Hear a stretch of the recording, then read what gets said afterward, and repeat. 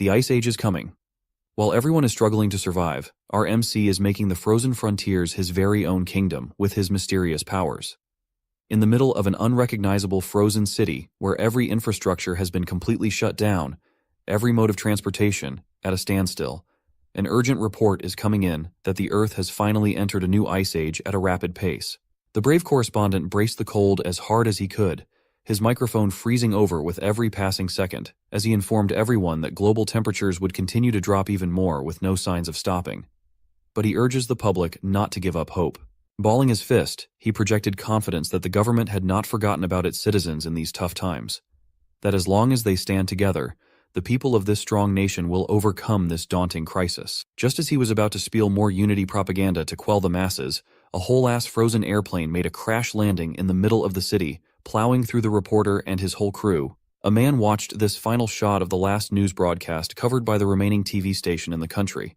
He watched it on a miserably frozen screen. After that plane crash landed on top of the remaining news network team, the TV finally cut into static. No more overcast news coverage of what's happening outside. The room of our protagonist, Han Feng, painted a picture of someone who tried to fight, but finally gave up. He did not even bother cleaning up the mess of what little supplies he had left. The area around his entrance is filled with boxes of useless stuff and dwindling provisions. Outside, someone had been knocking quite hard and calling his name in a panic. Finally hearing the incessant calling of his name, Han Feng stood up from his filthy, frozen apartment, took a steel bat modified with some nails, traces of blood still visible on its surface, and walked towards the door. Han Feng was gaunt. He had the combination of the thickest possible winter wear, but it was not enough to stave off the cold. He slowly and carefully peeked at the peephole to see who was on the other side of the door. Who he saw shocked him. It also excited him a little bit. It was a woman he was very familiar with before the Ice Age even kicked in. She also had her thickest winter wear on, but standing outside, exposed to the elements, made her face red and her body shiver uncontrollably. Han Feng opened the door with a slight flush on his face. The woman's name is Hyona, and he has no idea what she is doing outside of his door. Still holding the bat, he urged her to come inside where it was warmer and safer. These days, the outside world has turned into a dangerous, lawless land. Hyona swung the door open wider to enter Han Feng's relatively safer room. The next thing you know, she was already grabbing him by the collar and pushing her lips onto his. Her little bonnet even fell with how fast she moved. Han Feng was surprised, but he did not pull back, and his cheeks got even redder. This deep and passionate kiss went on for way too long, if you ask me. But let our boy get some of that sloppy kiss action in the middle of an abandoned hallway outside his home. When they separated, both Han Feng and Hyona were breathing heavily, their tongues still out, spit still dribbling. The world is ending, and this is what they're doing? Totally understandable.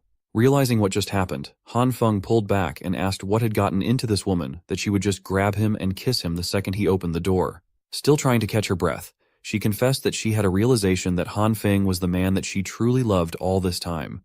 Tears were starting to form in the corner of her expressive eyes while telling him that he was the one she was supposed to be with all along.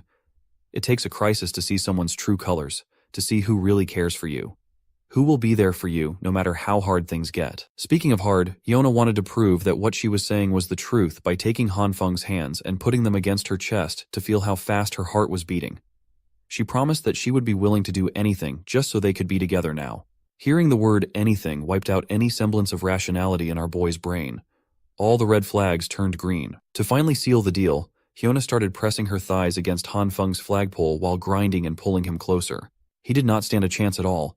The world might be encased in ice and supplies might be low, but he was heating up like never before, and something was rising in the lower regions. Han Feng looked at Hyona directly in her eyes as she caressed his cheeks tenderly.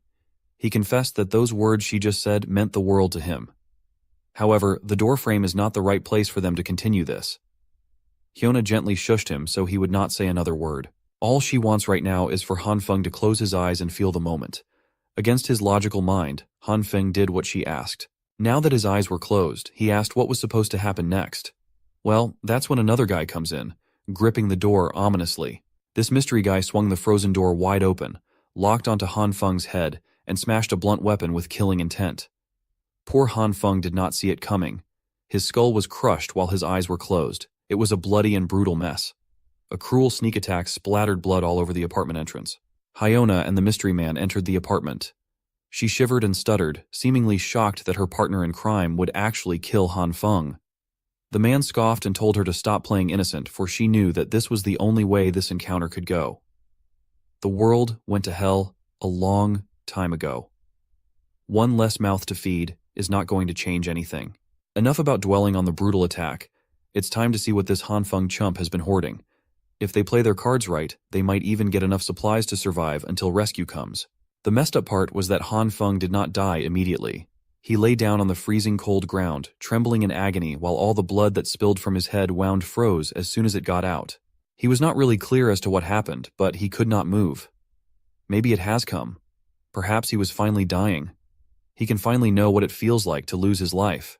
The last thing he saw was the mystery man and that evil witch, Hyona, flirting a few meters away from his limp body. He's been touching her in places he could only dream of as he promises to reward her for her best actress performance that made the whole operation possible. As Hanfeng's eyes closed for good, the hatred he felt for that cold-hearted felt unbearably heavy. He swore that if there was a next life, he would never let himself be a lovesick puppy again. In the empty darkness that he was plunged into, Hanfeng started seeing little droplets of light. It started from a little speck that started growing into something bigger and more substantial. As it got even brighter, Hanfeng started questioning what the hell was happening.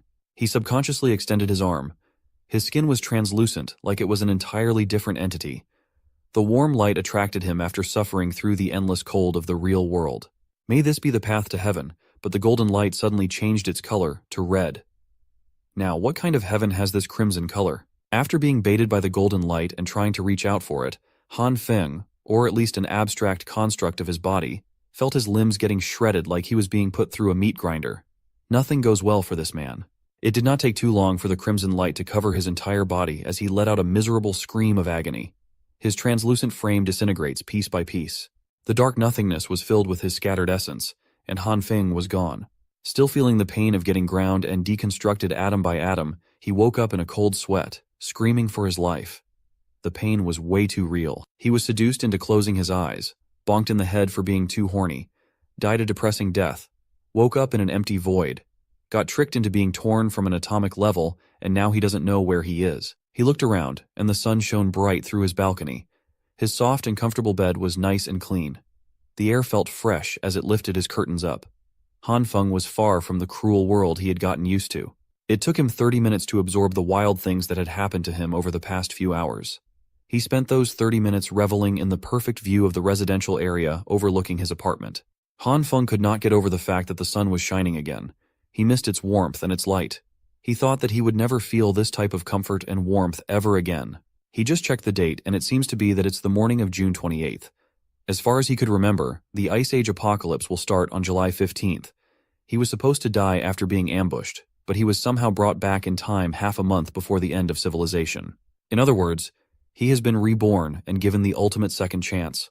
Aside from the memories he retained from the previous timeline, there is something different this time. Something strange was happening inside his body, and it might have manifested in his hands. Ever since he woke up, there's been a red glow wrapped around his right hand the whole time. He tried wiping it off, waving it away, but nothing made it disappear. It doesn't hurt. It just feels warm. It did not seem to do anything else aside from the light, and he thought that he was just imagining things at first. Hanfeng must have stayed so long pondering what was happening on his balcony that he started sneezing. As he wiped his nose of the mess, he noticed that the red glow in his right hand had mysteriously turned to a green one. Then something happened that made him panic. The hand that was wrapped around by the green glow started getting bigger, growing in length as if his bones, flesh, and skin were stretching out. Anyone will freak out if they see their hands doing that. Afraid and confused, Hanfeng stormed into his room and slammed the balcony door shut as fast as he could. He managed to make it inside before anything more drastic happened. He was huffing and puffing for air, but the hand seemed to have turned back to normal. The green glow was still there, though, lingering and seemingly inexhaustible. Hanfeng looked at it helplessly. There were beams of light shooting out of his hand. How would modern science even justify or explain a mysterious phenomenon like this? After the lengthening incident outside, now it's shrinking very slowly. The green light seems to be an erratic thing. It shrinks and grows unpredictably, not like the stationary red one at all. But that's still a mystery too. Sitting down on his couch, Hanfeng suddenly felt a pang of unbearable exhaustion. He hasn't done much aside from running back inside, but he feels drained. This might be connected to the green light. Frustrated, he started swinging his arms all over the place, trying to get a semblance of a clue as to what this really was. Then it hit him. Isn't this just like those manhwa stories that he loves to read? He immediately sprinted to the kitchen and grabbed his sharpest knife. In those manhwas that he loves, the protagonist always starts their stories by being reborn. Just like them, maybe he will gain cheat-like powers. He wanted to test this out by grabbing the coolest thing he could imagine and posing with it. After a few minutes of waiting for something to happen, anything to change, Han Feng just scratched his head in shame as the sharp knife did not react with the light in his hand at all. He was so busy trying to find out if he had some fantastic, cheat-like powers that he neglected his exhaustion and the rumbling of his stomach. He's just starving at this point. Unfortunately for him, the Han Feng of the past, who's clueless about the coming apocalypse, is a lazy bastard who does not even have a single piece of edible food in his fridge. This was getting bad. He had never felt so hungry before. If he does not eat something soon, he will most probably pass out at any second now. He turned his attention towards the living room, where a clear jar of soybean snacks was just sitting quietly. These roasted soybeans were just some leftover snacks he got before the apocalypse. It's not exactly a complete and filling meal, but it will have to do for now. It should tide the hunger before he hits up the supermarket later. He grabbed one of the roasted soybeans, unconsciously using his right hand, momentarily forgetting that it had the mysterious green light wrapped around it. Han Feng was too hungry to think of anything else. So, he tossed the soybean right into his mouth, hoping to get some type of food into his system. As soon as the bean hit his tongue, a smoky explosion occurred right in his face. The fog it created almost covered his entire upper body. Much to his surprise, he was now munching on a beanstalk. It looked as though the roasted soybean had sprouted inside his mouth. He could feel the roots on his tongue, and the stalk itself extended outward. He pulled it out, and the plant left an earthy taste in his mouth. Out of all the bizarre events he's been going through lately, this might be near the top. He was just about to snack on some roasted soybeans, and now this happens. Moreover, he does not feel tired anymore. It seems like that explosion on his face erased the hungry sensation he was feeling. Looking down at his right hand, the green light has vanished too. Maybe all of this has something to do with what happened to the soybean. He plucked one of the pods in the stalk and examined it carefully. Opening the luscious green pod, he confirmed that it was just an ordinary fresh bean sprout. Maybe this is the power that he was daydreaming about. No matter what, this is undoubtedly an incredible discovery that should be studied more. Still, he can't really research anything while worrying about dying of hunger at any moment. Right now, he has a bigger fish to fry in the form of stocking up on supplies before the end of the world, as everyone knows. For the first time in a long time, Han Feng could walk out of his apartment to feel the sun on his skin and hear the birds sing. He could walk amongst the bustling crowd of people in the commercial district, minding their own business instead of holing up in their homes, fearing the cold. Han Feng was in deep thought as he walked to his destination. Let's get this straight. First, the red glow around his hand has turned to green. The green light shrinks and grows his limbs, making his heart beat faster and super tired. When he touched the soybean snacks, it sprouted into a whole stalk. Looking at his right hand with more questions than answers, he wonders just what kind of power has been bestowed upon him by who knows who. He continued his contemplative walks casually until he heard a familiar, sweet voice calling his name that would have melted him before, but would make his blood boil now. Han Feng did not realize it right away, and turned around to see who was calling him by name. It was that evil witch that got him brutally killed, Li Hyona. She flashed her wide smile. Her makeup was on point, hiding her rotten personality. She asked if Han Feng was out shopping too. She even employed her expert witch tricks, appearing as pretty as humanly possible while commenting about how it's like fate that they ran into each other in this place. Han Feng hasn't really had the chance to digest everything that has happened yet. But seeing Li Hyona out in the wild is starting to bring back the bitterness he held onto until his final breath. Li Hyona used to be the goddess of his dreams for 3 long years. He was a simp that did everything in his power to make her happy. He did all that, knowing full well that he was nothing but just another fallback guy in the friend zone. No, he wasn't even in the friend zone. He was just a piggy bank. For all those years of devoting himself and his wallet to the wrong girl, he never would have thought that she would be the one that would get him killed. Before he could go out of control, Han Feng pinched himself to stay grounded and calm. It took every bit of his willpower to do so. Thinking rationally now is not the time to take his revenge. Not yet, at least. First, he needs to take care of the supply problem unless he wants to be miserable and hungry in the Ice Age again. Li Hyona walked closer and waved her hand around his eyes while asking what he was spacing out for. This has never happened before. It used to be that just hearing her voice would make the poor sap swoon. Han Feng swallowed his hatred for the witch and faked a smile as he apologized for being speechless and for how especially beautiful she looked today. She was just so radiant that he got a bit lost in the moment. Now that's more like it. Li Hyona coyly laughed and asked when he got so smooth with his lines like that. Her lips lifted to a slight and confident smirk, thinking that he got this boy eating at the palm of her hands. So, she went for the heart kill shot with the most adorable pose in her arsenal. Lee Hyona invited Han Feng to go shopping together, but they had run into each other anyway. Now, there is a limit to how much time Han Feng could face her without losing control of his rage. So, he just walked on and apologized that they wouldn't be doing any shopping together today. Lee Hyona was stunned. This was not how it was supposed to go down. She was supposed to get some free stuff from a pathetic simp. While walking in the other direction, Han Feng couldn't help but praise the girl's technique. But he won't fall for it. He won't be used as a personal ATM again. He's not that foolish anymore. So, he went straight to the spot where he could get everything he needed. Waldemar Shopping Plaza. This Waldemar in A City is the most extensive and most well-stocked supermarket in the eastern region. It's like Walmart. But that brand's copyrighted. Of course, when the Ice Age hits, this place will be cleaned out overnight. Back in the previous timeline, nobody ever found out just who did it and how. Han Feng had already started his shopping spree and filled up one cart with goods. He needs to stock up as much as possible before society crumbles under the sheer cold. He consulted some internet forums about some generic apocalypse survival guide, and it was surprisingly helpful. Scrolling through, he listed down the things he'd need, like food, winter clothes, medicine, daily necessities, fuel, tools, transportation, and even weapons. There's a lot to prepare, but he was so pumped to get some supplies that he forgot to take the more significant problem at hand. His personal wallet's current balance was a measly 15,000 yuan, equivalent to a little more than 2,000 USD. How was he supposed to secure a safe and comfortable life in the icy apocalypse with only this much? He's going to need a lot more cash for everything that he will need. At that moment, a message notification popped up on his phone. A notification that might be heaven's way of telling him to calm down.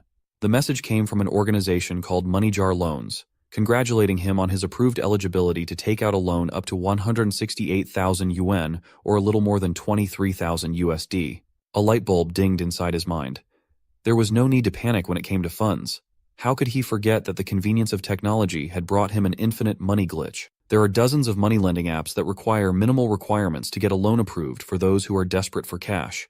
They're incredibly predatory, but burying himself in debt doesn't matter, as he won't have to pay them back after the apocalypse goes into full swing. Out in the commercial district, some lady was angrily kicking an empty soda can on the curb. She's obviously upset about something. It turned out to be Lee Hyona. She looks like she is not in the best mood at all. Her eyes were full of toxic vitriol as today, one of her many simps dared to refuse to take her shopping when she got all dolled up to get spoiled. She was seriously pissed off that Han Feng would just take off like that without letting her deplete his bank account like a worthless leech. She started insulting the guy in her mind for being a pathetic loser who doesn't even own a car. Lee Hyona vowed never to be nice to that simp again. Her angry walk was interrupted by some loud honking coming from the car coming up on the road. Curious, she turned around to see what's up. It looked like a brand new truck straight out of the dealership. It was still shiny and premium looking. Han Feng was lowering the windows in the driver's seat. He just pulled up to greet Hyona as he just happened to pass her by while she was doing a walk of shame along the commercial district. Seeing the new wheels, Hyona's vow to never be nice to Han Feng again has seemingly melted out of her mind.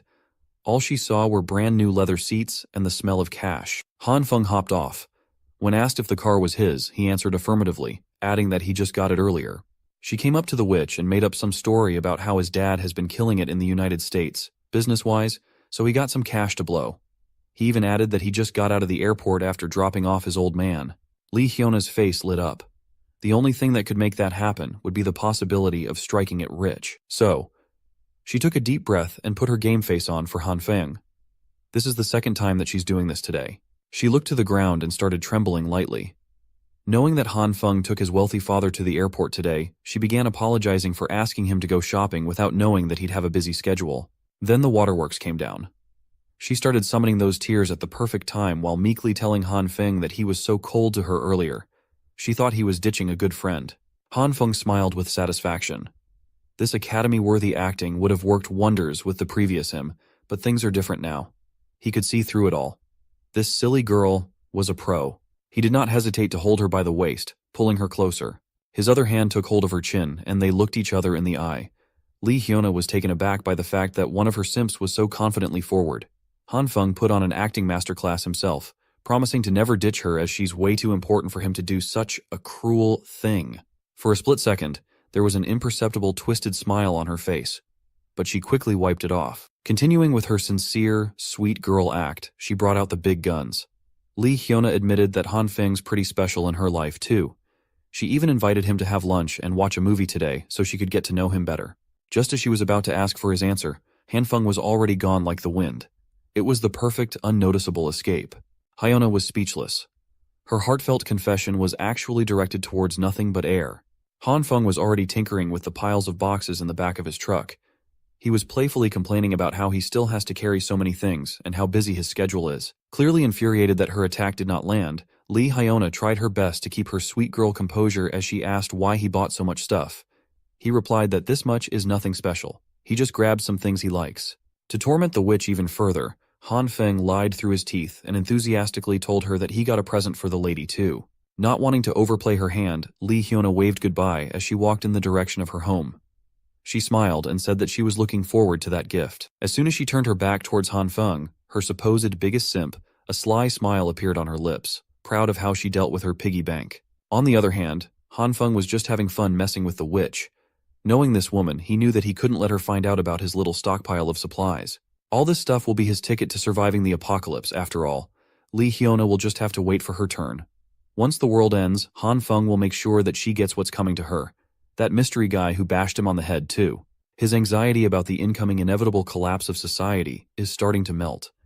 Han Feng is actually starting to look forward to what's coming now. The next day came, June 29th. Again, July 15th will be D-Day. It will be the beginning of the end. First comes the heavy snow, then the temperature will drastically plummet down to negative 20 degrees Celsius at an alarming rate. Over the next month after that, temperatures will continue to gradually drop day by day, reaching lows of up to negative 70 degrees Celsius. At that point, the world would be encased in ice and snow completely, making it almost impossible to go outside. The first thing that Han Feng secured was his bountiful food supplies. Aside from the sheer volume of stock, he also needs everything packed and sealed securely. He can't let the neighbors sense that something's going on. They can't suspect that he's hoarding copious amounts of food. This was tiring work. Some of the sensitive supplies had to be moved at night when no one was around. Han Feng doesn't trust anyone enough to help, so he has to do it on his own. Once the apocalyptic ice age starts, the power grid will be extremely unstable. That's where his newest purchase shines. A heavy-duty generator plus enough fuel to keep it running for a whole year at the very least. With power secured, he now has to consider the fatal consequence of the building's heating system stopping. He had to call in some specialized contractors to modify his home for independent heating. Han Feng also ordered some reinforced doors and windows while he was at it. He needed a dedicated room to store all the supplies that he had hoarded, so he used an empty bedroom for all the essentials. By the time he finished preparing everything listed in his little notebook of survival, it was already July 14th. Just one more day before the temperature plummets and everything descends to chaos. Next up on his list is the main event that he's been postponing out of uncertainty all this time. It is time to buckle down and actually study his mysterious ability. Han Feng made a home-cooked meal for dinner while pondering his survival in the incoming Ice Age apocalypse. When things get hard, relying solely on the supplies he has accumulated won't be enough. But he has a possible answer to this problem.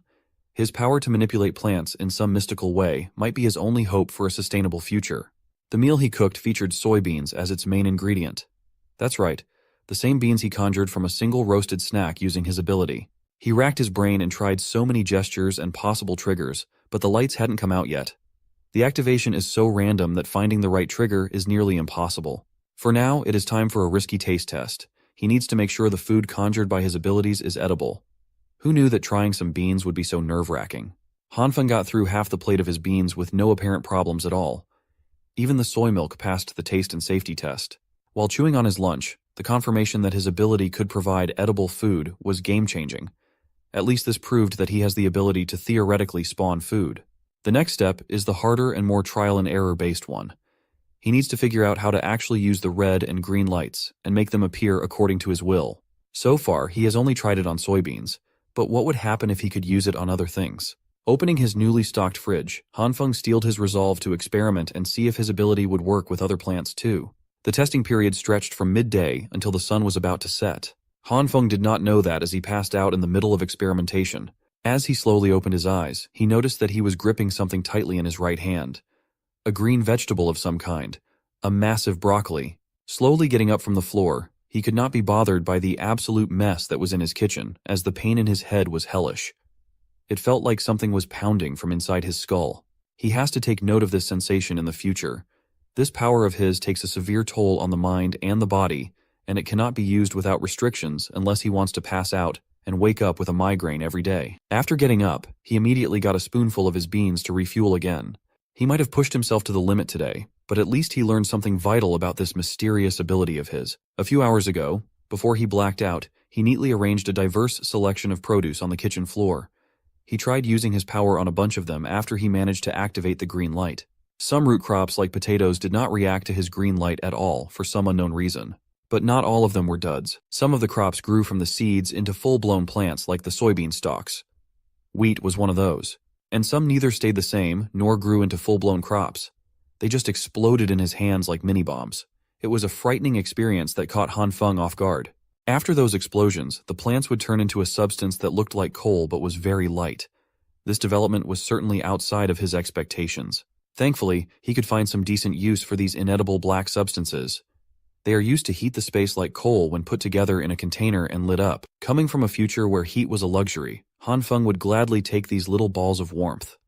No more worrying about staying warm in the future. After a bunch of explosions, he tried many more times and failed most of them. He just kept chucking those black balls into the bucket one by one. When he got into some seeds he chose to take a more meditative stance while forcing himself to focus on controlling his breathing. After a few minutes of intense concentration that left him sweating bullets, he finally got the most significant success in this experiment. A gigantic broccoli shockingly appeared in his grasp. Before his eyes gave out and his consciousness went lights off, he remarked that the success rate of this method was still way too random. Then his body hit the floor. Thankfully, he was sitting on the tiles already, so the fall wasn't too bad. Now he's awake, and his belly is full of beans. He played around with the broccoli while thinking long and hard and still failing to find any patterns to this ability. But he can't give up. There has to be some kind of principle behind how this ability works. There are still too many unknowns, but he made some decent progress today. At least now he has some understanding of the activating conditions of the lights.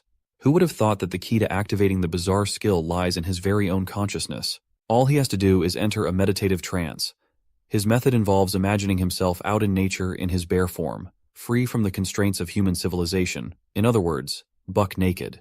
In his mind palace, he walks on the ground with bare feet, his soles making direct contact with the soil where life grows. Sunlight kisses his skin as all life around him harmonizes. Just like Adam in the Garden of Eden, his body and mind are both part of the natural world, a peaceful resonance of all that has life. Once he enters that state of mind, he slowly opens his eyes and a familiar green glow appears once again. This ability of his is directly connected to his consciousness. Working from that concept, he could freely call on the green light. Now that he's done with all the plant samples with a low success rate, it's time to move on to a different type of specimen. The target of the second experiment would be all kinds of meats this time around. So he slowly brought his right hand wrapped with the green light towards a juicy slab of meat. He already half expected it, but it's still disappointing that there were no reactions at all. Maybe the green light only works on plants. Thinking that the gentle approach might not be effective, Han Feng grabbed his meat and squeezed hard while praying that his right hand would work its magic. After a few minutes, he had to accept that nothing would happen. You could see the defeat and dejection in his tired eyes. That was when he thought of the sensation he felt while meditating. In a trance, he could sense two distinct colors, the red and green lights. Throughout the experiments, he hasn't tried using the red one yet. Grasping the primary trigger function of his ability, he only has to concentrate on bringing that red light out of his consciousness. While still holding the meat, he closed his eyes and tried to reach for the other ability lying dormant inside his system. After a little while, a spark of red light finally made an appearance on his right hand. With that initial spark, the glow swiftly wrapped around his hand. Surprisingly, it also wrapped around the piece of meat. It looked like it was creating some sort of bubbling reaction at the meat's surface. A few seconds of intense concentration later, Han Feng opened his eyes to a putrid pile of hardened dark red sludge that looked like it came right out of hell as the red light subsided. He immediately threw that vile thing on the ground out of sheer disgust. You would undoubtedly do that too, in his position. Realizing that this disfigured sludge might provide some valuable insights, Han Feng crouched on the ground to observe it. He poked the thing, and it was a little squishy. So this is how meats would react to the red light. It might look revolting, but the texture and overall feel point towards the possibility that the meat got cooked or something. Was this really all the red light can do? Heat things up, Stoves and pans could do the same thing, and they could produce more appetizing meals than whatever the hell this is. Han Feng refuses to believe that's all there is to it. Upon using his consciousness to trigger his abilities a fair bit amount, he could understand his capabilities on a deeper level.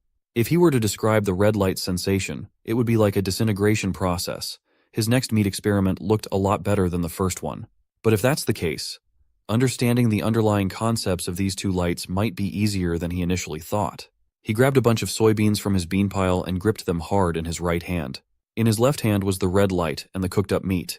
If the green light represents the evolution of matter, then the red light is the opposite, which would be disintegration. Since he's already testing out some confusing concepts, what would happen if he combined the green light grasping beans and the red light grasping meat?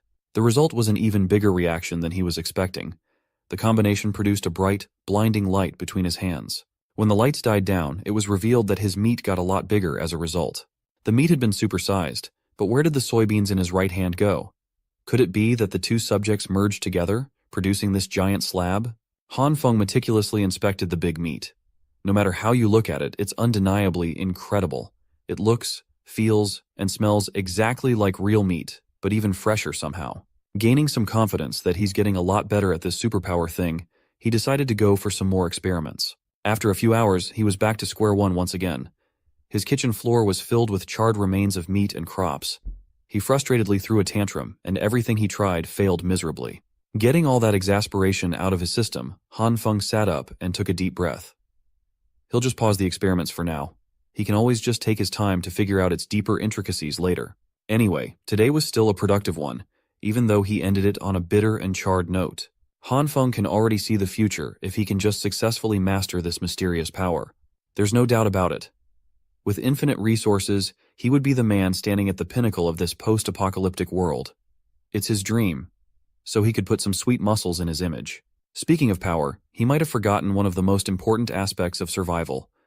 Food alone is not going to cut it in the coming days. He will be completely vulnerable with all this loot if he doesn't have a decent weapon to defend himself. He swiftly took the various crops littered around his floor. He has to hurry and find himself a weapon before the temperature goes on a nosedive. Looking out the window, it seems like the initial stages of the apocalypse have already started. Snow is beginning to fall from the skies. It's here. The public might think this is just a typical snowy evening, but it's not. Just like the previous timeline, it really is happening. The collapse of modern civilization is commencing. Heading outside, Han Feng fears that the temperatures will drop to 45 below within the week. He needs a gun, and fast. But buying a gun in this country is illegal, and he doesn't exactly have any connections to the criminal world. That's when he overheard a scandalous man yelling and boasting that he's a construction guy with millions riding on every project. The dude was bragging to a passerby that he knows the infamous Lao Wang from the Shigang Lida group. They're so close. They're practically brothers. Han Feng thinks he's seen this thug before. A dumbass with an exaggerated fashion style, blinged out with jewelry of questionable authenticity and over-the-top streetwear. A guy who offers everyone cigarettes for some reason. Around this area, people refer to this bleached-haired, cigarette-loving thug as Homeless Joe. Homeless Joe's real name is Li Ziyi. He likes it when people call him Brother Li, and he lives in Han Feng's neighborhood. He's reputed to be in charge of contracting projects and knows everyone around the area. If you offer him some cigs, he won't accept any other brands as he only smokes Huazi. Other brands make him cough. He's always helping his big brother with projects and looks forward to going to saunas. In reality, this bum does not have a proper job, but he always acts so busy. You often see him walking around while on a call, shouting out deals worth 20 million or 10 million as if he wants everyone to hear how successful he is. The guy is a deadbeat, but Han Feng can see that maybe Homeless Joe has the necessary connections to get what he so badly needs. So, he approached the thug, referring to him as Brother Li and saying that it's been a long time since they have seen each other. Han Feng waved with an awkward smile as he was uncertain how this guy would respond. Brother Li annoyedly asked if they knew each other as he walked closer. Being younger than Li, he introduced himself as Xiao Han, kind of like saying little bro. He swore that they'd met a while ago, so I must have forgotten. The thug complained that he's been swamped with work lately, so he can't be blamed for his bad memory. But he was pretty receptive to talk. Han Feng was being overly cautious as he was about to ask for something very illegal. He surveyed the area, looking from left to right to make sure that no one could hear what he was about to say. Then, he came up to Brother Li and directly asked for the weapon that he needed to defend himself in the coming days. Li jumped in fright and asked what he would need a gun for. That's not a good sign. Feeling like a guilty criminal, Han Feng still had to push through this as he couldn't think of anyone else who could help him with his problem. Li started speaking seriously, wanting to clear something up before they got any further. He insisted that his organization does not engage in any illegal activities and that guns are serious business. He hinted that he had the connections for it, but he was not one to mix ordinary people up with something dangerous. Han Feng pushed the thug's questionable Louis Vuitton bag out of his face and insisted that Brother Li got it all twisted. He was just inquiring about some firearms for self-defense, as he has been involved in some nasty personal grudge. And so, Han Feng started lying his ass off with a story that he was making up as he spoke. According to him, one day, while riding his bike to work like usual, he ran into an old man who was just spitting everywhere on the bike line. It was so gross, and to make matters worse, the wind carried one of those disgusting globs of spit right into Han Feng's face when he was just minding his own business. Angered by the revolting old man, Han Feng threw his bike to the side and confronted the old man. "What did the bastard do, you ask?" The asshole decided to spit on him again while he was airing out his grievance. He could not take it anymore and brought down some street justice on the disgusting old man. He gave the guy a good old beating in the middle of the road, with everyone watching on the sidelines. As the old man left with his clothes tattered and his face messed up, the bastard swore that he would get back at Han Feng for this humiliation. The very next day, that old man was patched up and waiting for Han Feng on the usual bike route. This time, he had some goons with him. They beat Han Feng up quite badly and threatened to do it again if they ever saw him anywhere. His clothes were a mess, his face was bruised, and his body was wounded. He has never been so humiliated in his life. That is why he wants a weapon for self-defense. That's the long and short version of it. That's the story he could come up with on the spot. And it looks like it was a very effective one. Brother Li was fuming in anger as he imagined the nasty old jerk spitting on the road and hitting Han Feng. Such uncivilized behavior should not be tolerated. That's not really the point of Han Feng's story, but at least he's getting somewhere. Brother Li tapped his shoulders and assured him that this vendetta would be taken care of. He assured Han Feng that he's got our boy covered. He will just make a call to his big brother right now and they'll fetch that gun. Han Feng was starting to doubt if he made the right decision in approaching this guy. With all that tough talk, Brother Li invited him to go to the station and hop on the bus with him. His excuse was that his Panamera was being serviced in the shop, so he couldn't drive to the headquarters. Han Feng assured him that transportation wouldn't be a problem. He has his car parked right to the side, after all. The brand new vehicle immediately caught the eye of this hype beast bum. On the drive over to his big brother, Li could not stop going on and on about how Han Feng is living the good life and asked how much this new ride costs. It was about 700,000 of borrowed money. As he casually gave directions to turn left at the next intersection to reach the alleged office, Brother Li kept on snapping pics of himself sitting in the new leather seats. His social media handle was Handsome Spicy Guy, and tonight's post was a picture of his dumbass face with a caption complaining about how his SUV's seat is still too hard to sit in on account of it being new. They pulled up to one of the seedier parts of the city. Some tough-looking guys were camped outside, complaining about the messed up weather. You can't blame them, though. It went straight from summer to hardcore winter overnight. Seeing some crisp-looking wheels pull up, everyone turned to whoever was about to exit that car. Seeing that it was Li Zi, they flocked towards him to ask what was up. Brother Li just told them that he had some stuff to handle with Boss Liu. The other thugs assumed that the new Tiger SUV belonged to Li and started hassling him about the price tag. Li did not deny it at all. He even proudly boasted that he had spent 700 grand for the car. Han Feng was not upset, though. Bragging that you own the car so confidently while the actual owner is standing nearby is kind of a goated, shameless move. As soon as they entered the establishment, the one known as Boss Liu, a hardcore gangster-looking man, came out upset that Big Mouth Li would disturb him so late in the evening. Brother Li visibly turned a lot more reserved in front of the boss, even offering his cigs politely. The big guy does not have time for any of that filler nonsense, though. He's a busy man. Brother Li introduced their little brother, Han Feng, as a buyer of something special. A gun.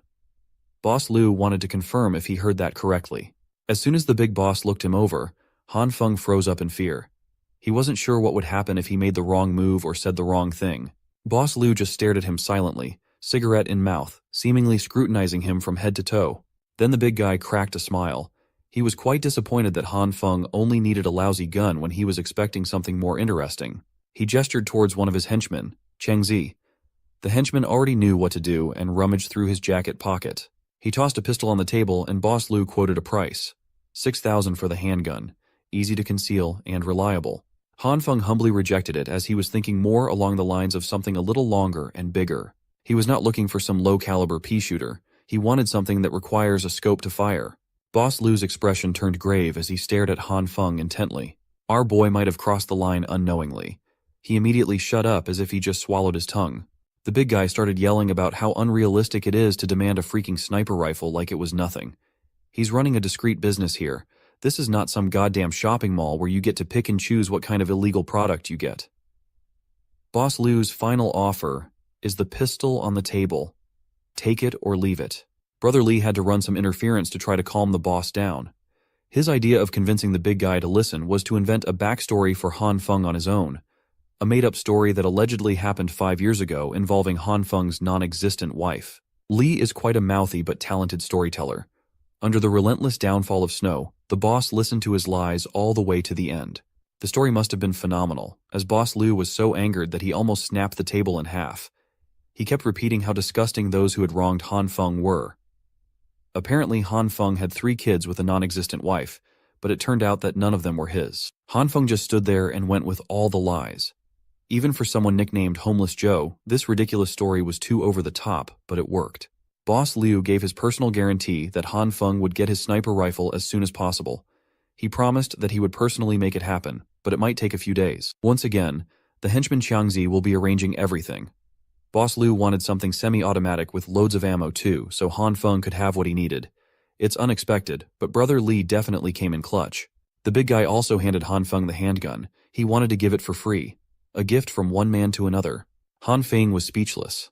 The made-up story was so good that the boss had formed some kind of one-sided bond with him. Now that it was taken care of, the big guy got back on his phone to take care of his other, more pressing businesses. Before leaving, Han Feng wanted to return the favor a little bit. He stated that a buddy of his who works for the government had told him that due to the abnormal weather, purchase limits for supplies will be implemented soon, so it's best to stock up before that happens. Seeing the serious look in the young man's eyes, as if he actually knew what he was talking about, Boss Lu could not help but take the tip seriously too. He nodded in understanding and remarked that he got it. And so, Brother Lee and Han Feng exited the center of the city's underbelly with one firearm secured. On the way back, Lee could not stop bragging about how he handled business like a boss, and it went beautifully. Now that his big brother, the big boss, is in a good mood, they could even ask that guy for a cannon, and he'd say yes. Han Feng wanted to thank the thug by buying him some cigarettes. Brother Lee tried to be humble and insisted that he did what he did just to help him, but he would gladly take about 7 to 8 cartons of his beloved Huazi cigs.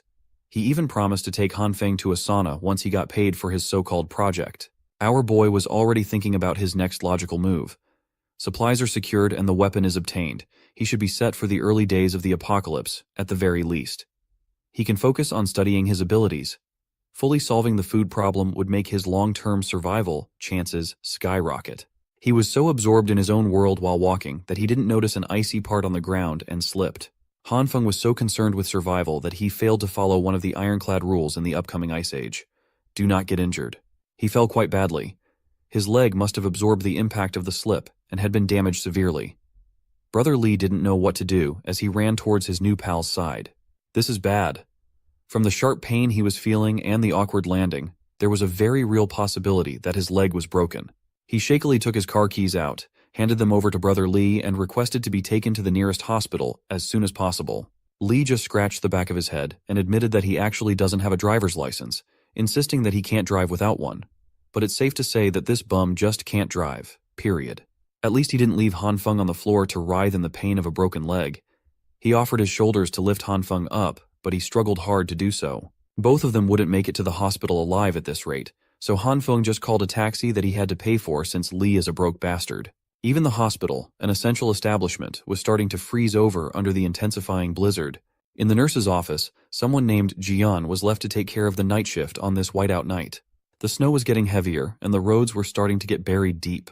Head nurse Jian had only just started her night shift, but calls coming from the hall were already flooding in as the emergency section was severely short-staffed. The pretty nurse had no other choice but to step up. Upon getting an x-ray in the hospital, it was confirmed that he had really broken his leg. The doctor explained that there was a stable fracture on his right tibia. It would be easy to set, but he'd need to stay for an hour of observation before going home with his meds. This accident could not have happened at a worse time. It just had to occur before the apocalypse went into full swing. While looking at his X-ray results, Han Feng regretted being so careless. Brother Lee accompanied him for most of the process, but the dude had to leave as he apparently had a few deals to handle. He's a real one though, and he even left his number in case Han Feng needed anything else. Now that he was alone in the hospital lobby, Han Feng sighed heavily. He wondered how he could make such a stupid mistake at such a crucial time. Looking at the chaos around him was stressful. The hospital quickly overflowed with patients, victims of accidents caused by the sudden blizzard and quickly plummeting temperatures. Emergency beds lined the hallways as a grim testament to the worsening conditions outside.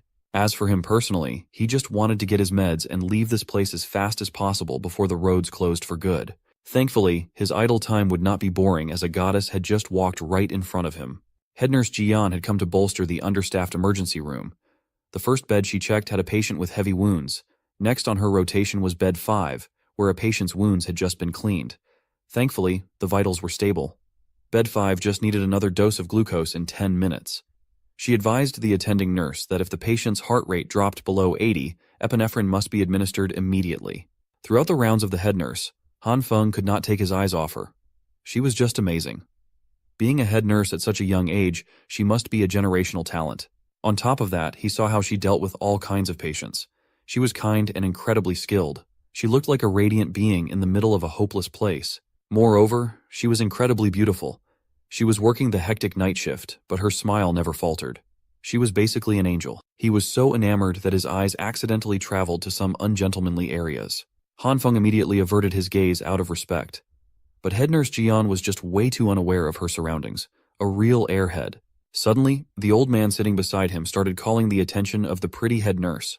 She was not really required to tend to the patients outside of her rounds, but she still took the call with a smile. Head nurse Jian politely apologized to the old man and asked if she could come back a bit later to help, as she still needed to provide urgent care to some patients to cover for the staff shortage. The old man complained that his back hurt too much. He explained that the back pain had been worsening lately and wanted the head nurse to take a look to see what was causing it. In reality, this bastard was just a dirty perv trying to film below her skirt. Not noticing what was really happening, Jian just smiled and apologized once again, saying that for such back problems, they might need to schedule an X-ray just to be sure. The old perv started getting pushy, urging her to just take a quick look as he pointed to where it hurt. The bastard even got up from his seat to touch the angelic nurse inappropriately. Being the airhead that she usually was, Jian just laughed as she was naturally ticklish. For back problems, it's really advisable to wait for the resident physician's exam. The perv started pushing it, his hand crawling even lower from her waist. This disgusting act would have continued longer if something or someone had not made it stop. A freaking flying crutch forcefully smashed against the old perv, giving him some real back pain and knocking the phone away from his hands. Ever the kind-hearted healthcare worker, Jian wanted to check if the old man was all right. Thankfully, Han Feng came to her rescue, humbly apologizing for his crutch flying to the side as this was the first time he was using one. He bent over and went straight for the old perv's phone while blatantly questioning if it was broken or not. Just as he was about to touch it, the perv started sweating nervously and screaming at him to stay away from the phone. Han Feng did not listen. He walked all the way to the side of the room, got his bandage all messed up, and wouldn't let this freaking lecher get away with doing something so disgusting. As soon as he opened the phone, his suspicions were proven right. He looked at the creep directly in the eyes. If looks could kill, the geezer would have died by now. The proof was already there on the home screen. This perv had some nerve filming up a hard-working nurse's skirt and even assaulting her. There's no good reason why Han Feng shouldn't call security and have them escort the bastard to a jail cell where criminals love putting pervs in their place. Han Feng would be keeping the phone, and the next time he saw this old creep again, he threatened to ruin his miserable and revolting life. The old bastard knew he had no other choice but to flee and never show himself near this place again, and it infuriated him. The first chance he got up from that hospital floor and bolted out of the door like his life depended on it.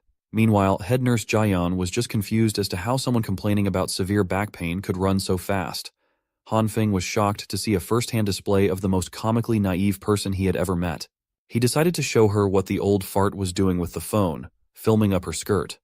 Based on her reaction, she really did not notice anything wrong going on. Han Feng handed her the phone with the video footage so she could decide whether to wipe it or call the cops on the owner. He also reminded her to be more careful, so people like that perv wouldn't take advantage of her kindness. She smiled with the brightness of 1,000 stars and then asked if Han Feng's leg was supposed to be injured. The adrenaline from catching that old perv in the act must have numbed the pain from his broken leg, but now that it was dealt with, the pain came rushing back in and he screamed in agony. Thankfully, head nurse Jian was an expert when it came to mending these types of injuries and quickly set the casting back in place. She looked at him and asked if it still hurt. Han Feng thanked her for dealing with his broken leg, and now it didn't hurt at all. At that moment, it was as if only the two of them existed in the crowded room.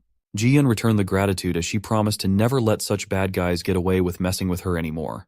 She would punch them really well from now on. Han Feng just wanted her to be more aware of her surroundings. Seeing as she was letting his broken leg and feet touch her front pillows, it seemed like she had not learned anything at all. She was still as clueless and unaware as ever. While Han Feng's head was in the clouds, another nurse called for Jian as her help was needed on the emergency beds. Before going back to her rounds, the angelic head nurse reminded him not to forget to come back in a week to get his leg checked again. Han Feng promised that he would, but making any plans a week from now was unrealistic. He just smiled, helplessly, for only he knew what was really going on in the world. He took the crutch that he smashed against the old perv and limped his way out of the hospital. Han Feng just accepted the fact that he wouldn't be able to see her ever again. The next day came, and the blizzard had not stopped. It had gotten even stronger instead. It had essentially frozen all infrastructure and services, making just going outside a dangerous challenge. On the morning news, emergency weather reports kept coming in about how, within the next 24 hours, all regions of the country would be experiencing heavy snowfall and a sharp drop in temperatures. Bizarre reports from overseas correspondents showed that temperatures were plummeting in every corner of the world. Dubai, Egypt, the Amazon basin, and places that should not be experiencing this type of phenomenon were seeing their land masses buried in thick blankets of snow. The nation's experts, along with specialists from 46 other countries, were rushing to the United Nations to discuss the cause of the anomalous weather. Every network kept echoing that the experts said this severe cold snap wouldn't last too long. They always ended their news reports with a public service announcement to pay attention to disaster warnings and follow arrangements made by the local government.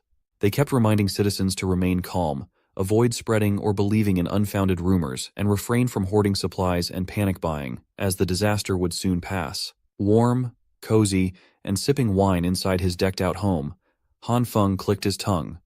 The government and media just kept lying through their teeth, feeding the public BS to maintain order. If he hadn't died and come back to life already, he might even believe them. But this time was different. He was well prepared for everything that was about to come. Supplies were fully stocked, the house was reinforced, and the heating system was working flawlessly. He had been so well prepared that there was nothing to worry about for the immediate future. His phone started buzzing incessantly with messages from the Happy Housing Complex residents group chat, discussing the weird weather and how the snow was already making the roads unusable.